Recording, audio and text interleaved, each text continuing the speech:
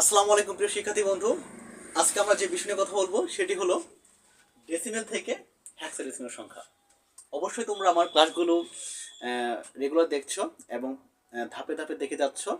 আমি একটা কথা বলি, যদি তোমরা আমার ক্লাসগুলো প্রথম থেকে শেষ পর্যন্ত দেখো, অবশ্যই এই আইসিটি নিয়ে আর কোনো টেনশন থাকবে না এবং তোমাদের এই আইসিটি সাবজেক্টে এ প্লাস থাকবে ইনশাআল্লাহ। এখন খেয়াল করে দেখো, আমরা আজকে শিখবো ডেসিমেল থেকে হেক্সাডেসিমেল। তো এখানে 209 একটি ডেসিমেল সংখ্যা, এটাকে কনভার্ট করব হেক্সাডেসিমেলে। 75.37 এটা একটা ডেসিমেল সংখ্যা, এটাকে কনভার্ট করব হেক্সাডেসিমেলে। তো আমরা পারবোই, আমরা জানি বৃত্তি এবং সংখ্যা যদি একই দিকে থাকে তাহলে কি হয়, গুণ হয়। এবং আর বৃত্তীয় সংখ্যা যদি একই দিকে না থাকে তাহলে কি হয়, ভাগ হয়। কারণ এটা একই দিকে যেহেতু নেই সেহেতু এটা কি হবে, ভাগ হবে। কারণ বৃত্তীয় সংখ্যা একই দিকে নেই দেখে এটা কি হবে, ভাগ হবে। খেয়াল করে দেখো, আর আমরা জানি ডেসিমেল 10টা কি হয় না, কাজে লাগে না। ওকে, দেখো 209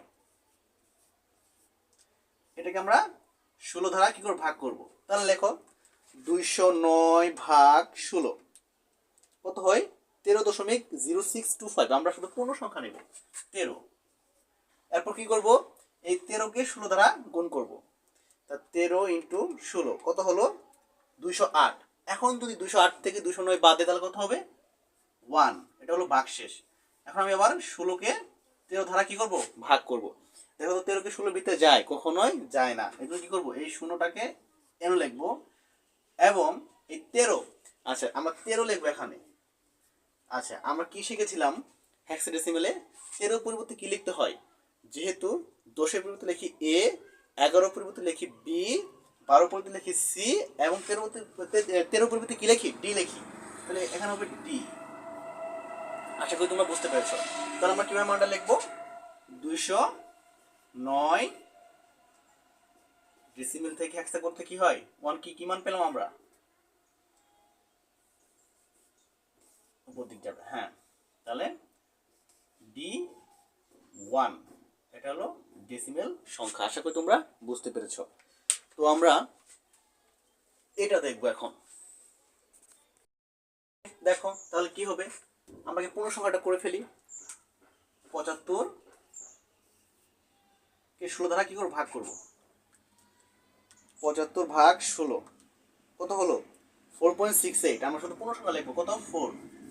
এখন 4কে 16 দ্বারা গুণ করব, 4 ইন্টু 16 64। এখন আমরা কি করবো, 64 থেকে 75 বাদ দিয়ে আমাদের ভাগশেষটা বেরিয়ে পড়বে।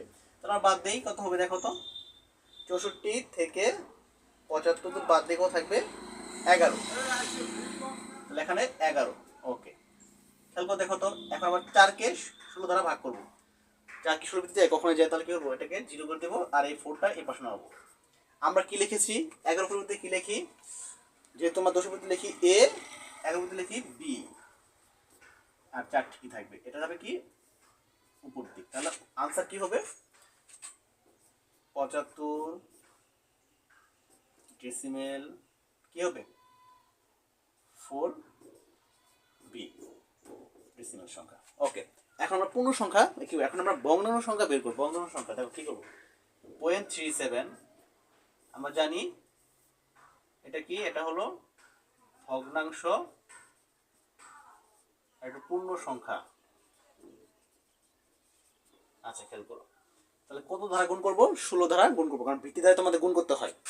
তাহলে ইন্টু 16। খেলো কি, সরি দেখো খেয়াল করো, 0.37 ইন্টু ইন্টু 16 কত হলো, 5.92 ইন্টু 16। তাহলে 0.92 ইন্টু 16 14.72।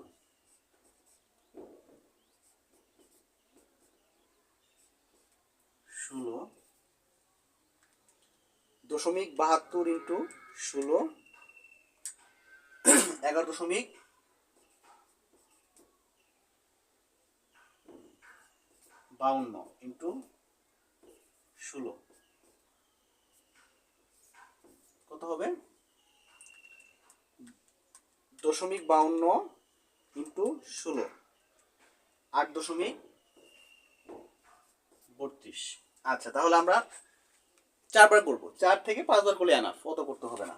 তাহলে এটা যেহেতু উপর দিক সেটা কি হবে, নিচ থেকে উপর থেকে নিচ দিক, তো এটা আমরা মান লিখে ফেলি 5। 14 পরিবর্তে কি লিখি আমরা,